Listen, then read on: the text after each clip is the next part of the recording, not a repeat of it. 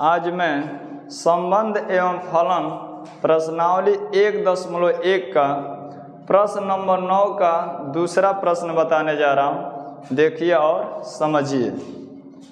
एक एक प्रश्न मैं बता रहा हूँ जो एक जैसा सेम टू सेम एकदम है, उसी को मतलब आप लोग के ऊपर छोड़ दे रहा हूँ कि आप लोग कर लीजिएगा। बाकी अगर भिन्न दिखाई दे रहा है तो हम उसको हल कर रहा हूँ। देखिए प्रश्न नंबर 9 है, सिद्ध कीजिए कि समुच्चय A equal x belong to z such that 0 छोटा है या बराबर है x छोटा है या बराबर है 12 में दिए गए निम्नलिखित संबंधों R में से प्रत्येक एक तुल्यता संबंध है। दूसरा नंबर है, पहले वीडियो में बता चुके हैं, ये दूसरा नंबर देखिए। R बराबर A comma B such that A equal B प्रत्येक दशा में एक से संबंधित अवयवों को ज्ञात कीजिए। तो देखिए यहाँ से हल देखिए, लिखेंगे दिया है में लिखेंगे A बराबर x belong to z such that 0 छोटा है या बराबर है x छोटा है या बराबर है 12 से। तो इसको हम इस तरह भी लिख सकते हैं, 0 से x जो है बड़ा या बराबर है, इसका मतलब 0 को भी लेंगे और x का जो मान है 12 के बराबर भी हो सकता है या तो 12 से छोटा भी हो सकता है, तो 12 को भी ले लेंगे। तो 0 1 2 3 4 5 6 7 8 9 10 11 12 0 से लेकर 12 तक समुच्चय A का अवयव होंगे। अब R बराबर दिया है, R बराबर A comma B such that A बराबर B, ये R में दे दिया है। तो यहाँ से लिखेंगे स्वतुल्य संबंध के लिए, ये तो दिया में प्रश्न से लिखा गया है, यहाँ से हल हो रहा स्वतुल्य संबंध के लिए।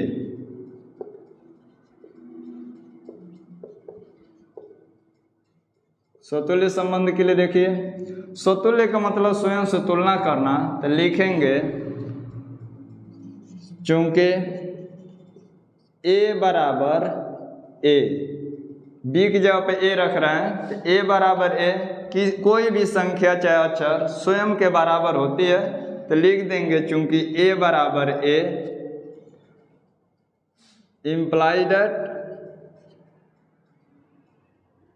इम्प्लाइड एट लिखेंगे A comma A belong to R comma for all small a belong to capital A। इसका अर्थ ये हुआ, फ्राल का मतलब समस्त कहिए चाहे सभी कहिए, सभी A जो है समुच्चय A का सदस्य है, अतः R स्वतुल्य संबंध है। जब A comma A belong to R है तो लिख सकते हैं कि R स्वतुल्य संबंध है, स्वतुल्य संबंध है। अब देखिए, अब लिखेंगे सममित संबंध के लिए, सममित संबंध के लिए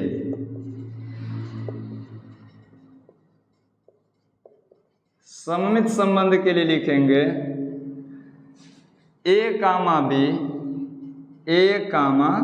B belong to capital R implies that A बराबर B।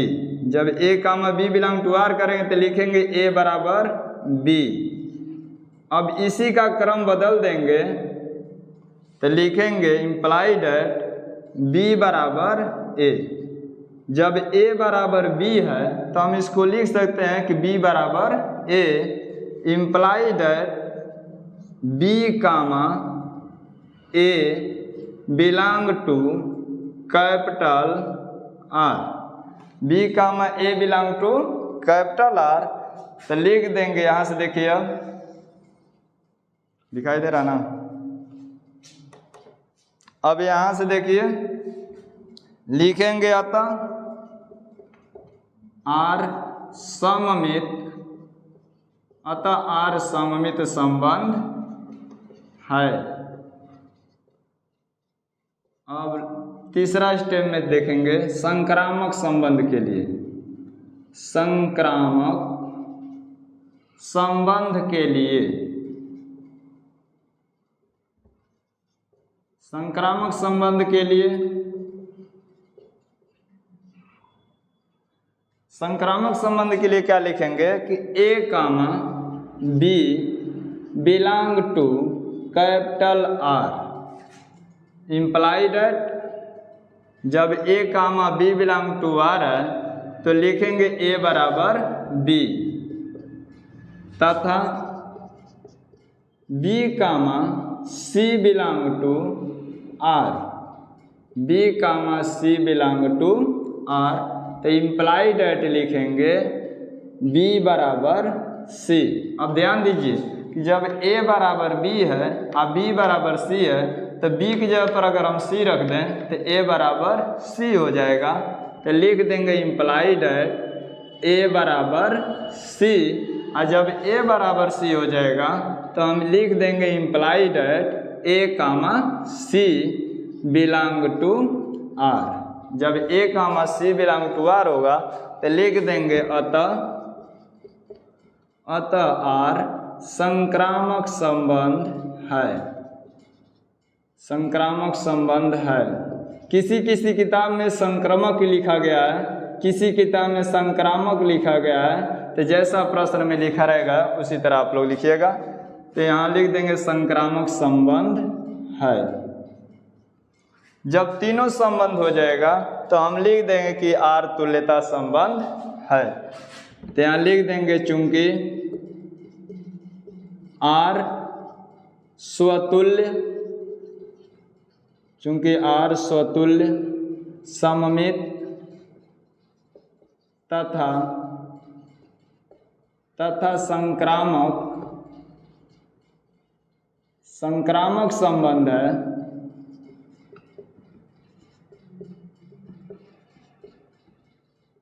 अतः आर एक तुल्यता संबंध है, अतः आर एक तुल्यता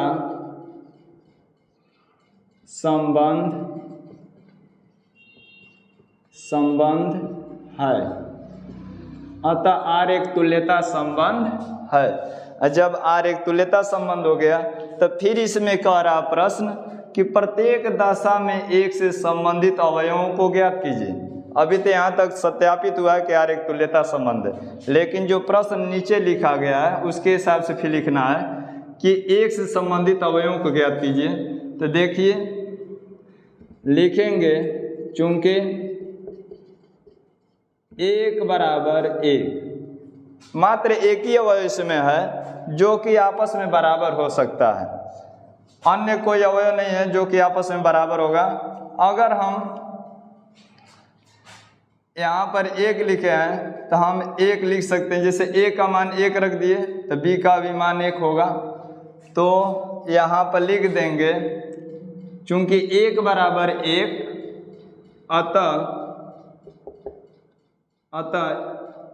एक से संबंधित अवयव, अतः एक से संबंधित अवयव, मात्र एक ही अवयव प्राप्त हो रहा है, एक से संबंधित अवयव एक है, एक से संबंधित अवयव बराबर एक, अर्थात हम इसको इस तरह भी लिख सकते हैं, बड़ा कोष्टक में एक बराबर मझला कोष्टक में एक। यहाँ पर भी अगर आप छोड़ देते हैं तो कोई गलती नहीं काटेगा। अतः एक से संबंधित अवयव एक, अर्थात एक बराबर मझला कोष्टक में एक। यहीं पर आपका आंसर क्लियर हो गया।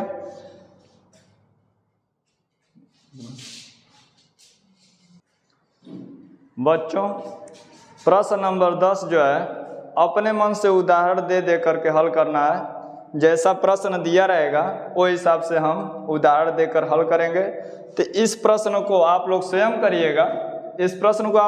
करिएगा, क्योंकि अगर इस तरह का हम उदाहरण देते रहेंगे तो पूरा कोर्स समय से समाप्त नहीं हो पाएगा। इस तरह का प्रश्न परीक्षा में देता भी नहीं है, बस अपने दिमाग से इसमें प्रश्न को हल करना है। जैसा प्रश्न दिया रहेगा वो हिसाब से आप लोग उदाहरण दे के हल कर लीजिएगा। प्रश्न नंबर 10 है कि ऐसे संबंध का उदाहरण दीजिए जो सममित हो परंतु न तो स्वतुल्य हो और न संक्रामक हो। तो ऐसा उदाहरण दीजिएगा ताकि ये सवाल हल हो सके। दूसरा कह रहा संक्रामक हो परंतु न तो स्वतुल्य हो और न सममित हो। तो जैसा जैसा प्रश्न कह रहा है वैसा आप लोग उदाहरण दीजिएगा और उसको हल कर दीजिएगा। स्वतुल्य तथा सममित हो किंतु संक्रामक न हो, और चौथा कह रहा स्वतुल्य तथा संक्रामक हो किंतु सममित न हो, और पांचवा कह रहा है कि सममित तथा संक्रामक हो किंतु स्वतुल्य न हो। तो ये जितना भी प्रश्न इसमें दे रखा है अपने दिमाग से उदाहरण दीजिएगा और उसको हल करके दिखा दीजिएगा। तो इस 10वां को आप लोग स्वयं करिएगा। यहाँ लिख दे रहा हूँ हल में, छात्र इस प्रश्न को स्वयं हल करें। तो बच्चों मेरे चैनल को लाइक और सब्सक्राइब करते रहें ताकि मैं आपका कोर्स समय से समाप्त कर सकूं। धन्यवाद।